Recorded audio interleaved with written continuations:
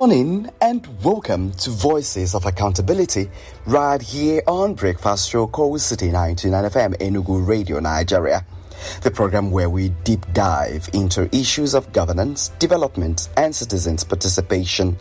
I'm your host, Ekene Odiwe. And today we are tackling a subject that affects every Nigerian, from the bustling streets of urban cities to the rural communities across the land. Public projects and how we can truly hold them accountable. Every year, billions of naira are budgeted for projects, new roads, schools, hospitals, electrification, and water systems. These projects are supposed to improve our lives, but too often, what we see are delays, inflated costs, or outright abandonment. And here is the challenge.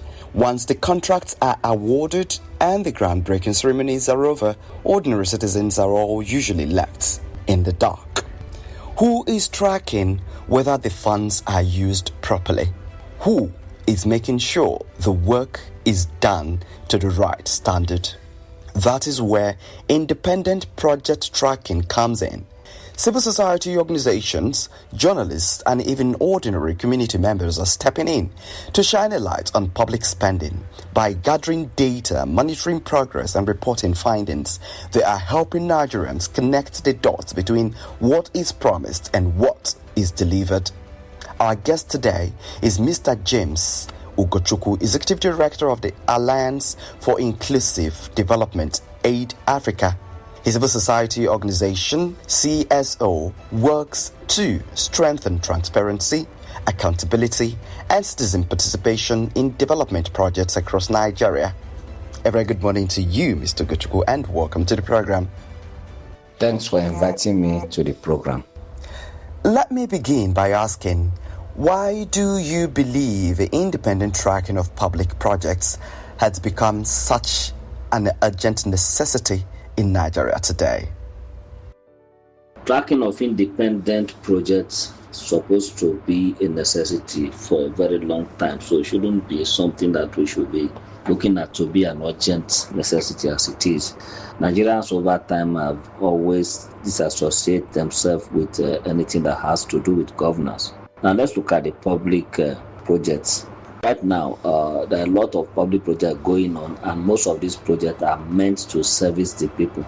So it becomes imperative that people should be interested in a project that is meant to service them. If you're looking at the road or the construction of other infrastructures like hospitals, like bridges, like pipe-borne water and all that, people need to be interested in it, in the sense that if these projects are poorly done, then they'll be the one that are going to suffer for it. And secondly, the reason why they should be interested in these public projects is that these projects are being funded by taxpayers' money. So who on earth want to lose their money? So all the taxes you are paying, both directly and or indirectly, goes to the government coffers, and it's out of these coffers that they pick the money they use in funding public projects. So each time you are not tracking public projects, then you are indirectly wasting your money. So it's very important that as projects are going on in different constituencies, in different communities, the people in the community should, as a matter of urgency, ensure that they track how this project is being executed, know who the contractor is, and of course ensure that they stick to the best practice of that particular project.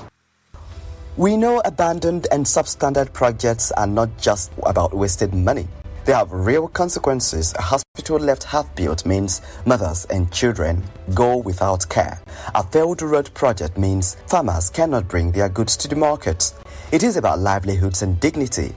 Now, let's talk from your experience. What are some of the most striking examples you've seen where independent tracking made a difference, or could have made a difference in ensuring a project was completed as promised? Okay, abandoned project is something that is very, very common in Nigeria. We've seen a situation where funds are allocated for a particular project, and at the end of the day, we see the signposts showing clearly who the contractor is and who the supervisor is, the addresses and all that. And at the end of the day, apart from some shoddy or shabby works that will be carried out, the contractor will disappear, and the only thing you'll be seeing there is the signpost, and nobody will be held responsible for that. And of course, the reason for all this is because those that are supposed to be direct beneficiaries are not making any moves to ensure that they are engaged in the process. As a project we did sometime in 2016, 2017, and it has to do with tracking of public projects or the abandoned projects. So in the city of Abaji, we made the community people to ask questions about some bridges that are supposed to connect them to another farming settlement. And on finding out, after much investigation, they were able to see that the project has been paid for completely. That is how they were able to write a petition against the contractor. The contractor is already chilling somewhere in the UK, and they were able to bring the man down when they threatened to get him arrested with the EFCC. The man came back, the contractor came back, and they was able to start the project, and they finished it completely, and they commissioned it. So why most projects have been abandoned is because the contractor knew that the nonchalant attitude of Nigeria will make them not to even check who is handling the projects, not to talk of even tracking it at all. One thing we are seeing globally is the power of technology. Mobile phones, open data platforms, and social media being used to monitor government performance. In Nigeria, where smartphone penetration is growing, this could be a game changer. But beyond technology, there is also the human factor. Citizens on the ground who notice when a project is stalling or being executed poorly. Now, how can ordinary Nigerians, especially those in rural areas, get involved in tracking public projects? And what role does technology play in making this possible?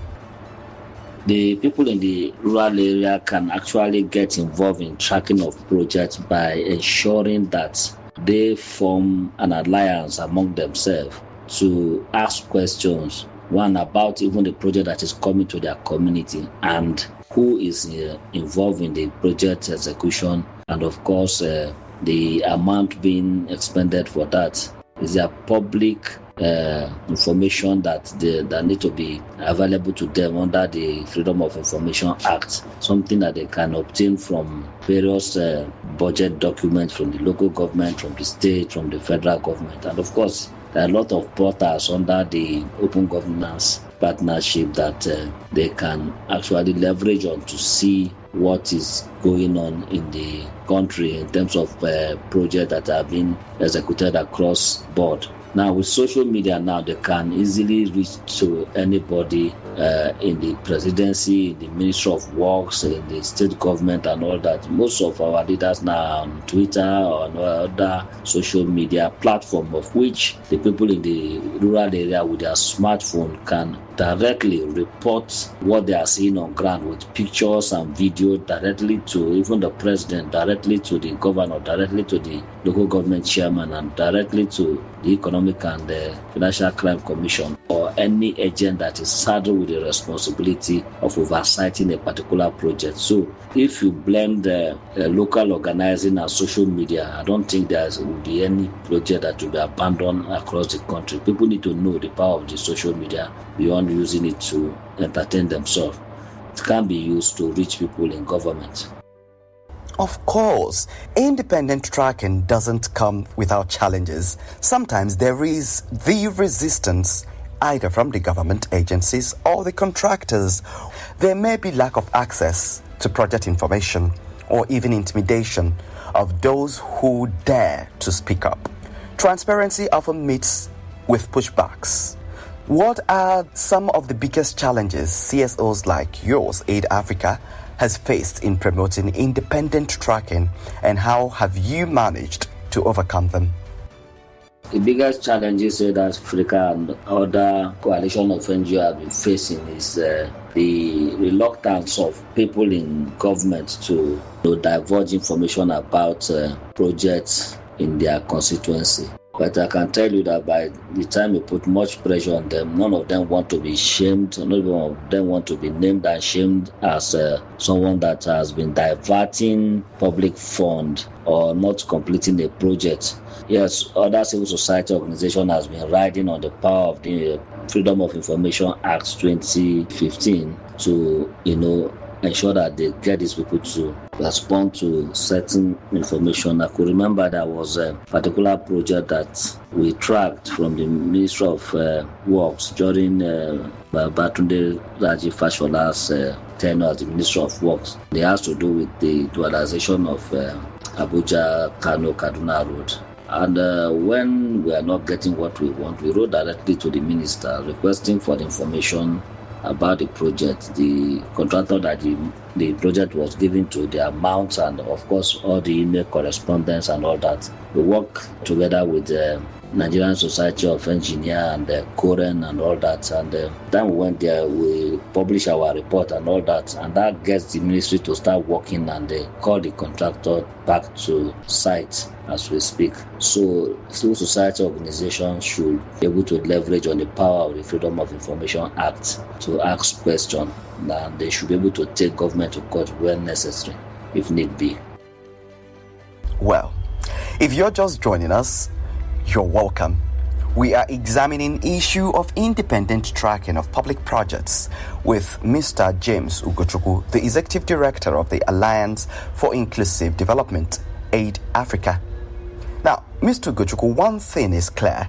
Independent tracking cannot succeed in isolation. It will require and continues to require collaboration between civil society organizations, the media, the government watchdogs, communities. Partnerships make oversight stronger and harder to ignore. In your work, how do you build these partnerships, and what kind of collaboration do you think is most effective for ensuring accountability in Nigeria's public projects? Collaboration is very key in terms of ensuring that project can be tracked, and of course the government through various instruments have always made it clear that they want projects to be tracked from Buhari time to the present Enugu and all that. Various offices of the presidency have been coming out to call on the citizen and call on the civil society to report the progress of projects around their constituency.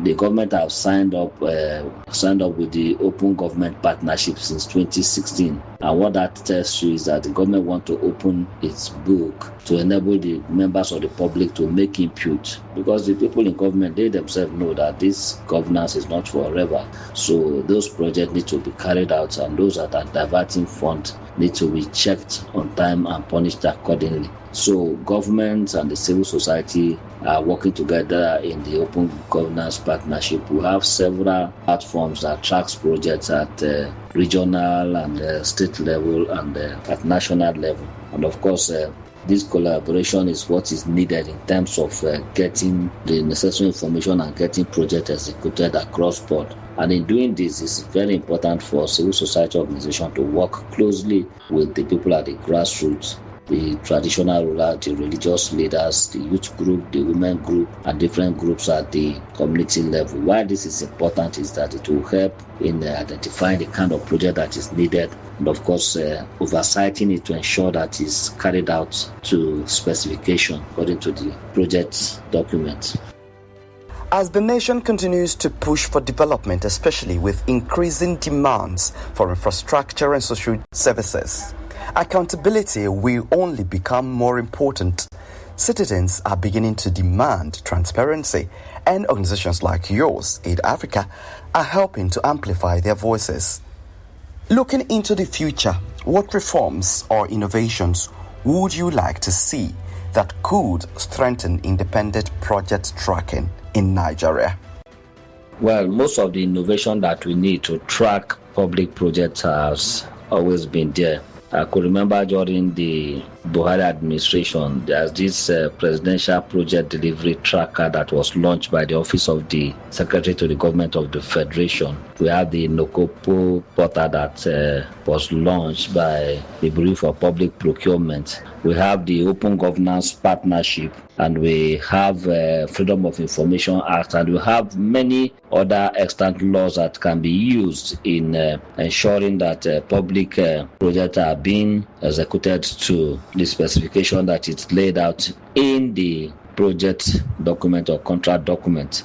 So I think most of this reform, all we need to do is to leverage on them, and of course ensure that we make it available to as many people as at the grassroots as possible. A lot of them are not aware of most of these documents or most of these portals. So it's behoves on us as civil society, as government, national orientation agencies, and other arms of government to work together to ensure that they make this information available to the people, and of course ensure that on a regular basis they give feedback of they aggregate the feedback from the people, and of course make it public with all stakeholders concerned, including the contractors, the people in the National Assembly, and of course other NDAs that are directly or indirectly involved in project execution. So by the time we do this, we'll discover that people in the grassroots can use social media and use mainstream media to give feedback to government on the